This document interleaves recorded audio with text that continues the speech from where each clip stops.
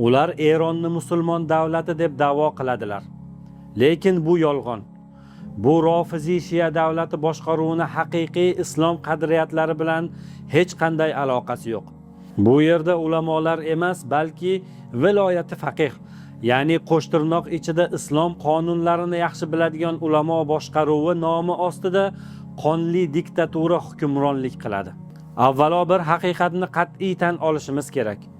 Tehrondagi rejim musulmonlarga ham, boshqa xalqlarga ham dushman.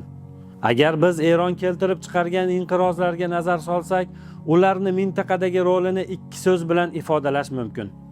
Vahshiylarcha terror va beqarorlik. Eron islom olamining birligi uchun emas, balki o'zining buzuq aqidasi va qonli diktatura hukmronligini islom niqobi ostida saqlamoqchi bo'ladi. 2025-26 yillarda Erondagi boshqaruvga qarshi ommaviy noroziliklar vaqtida rejim internetni o'chirib, namoyishchilarga qarshi qirg'in uyushtirdi.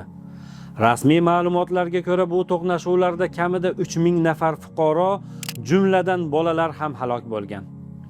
Ular nafaqat o'z o'lkasida, balki Iroq, Suriya va Yaman kabi o'lkalarda ham odamlarni qonini to'kishdi.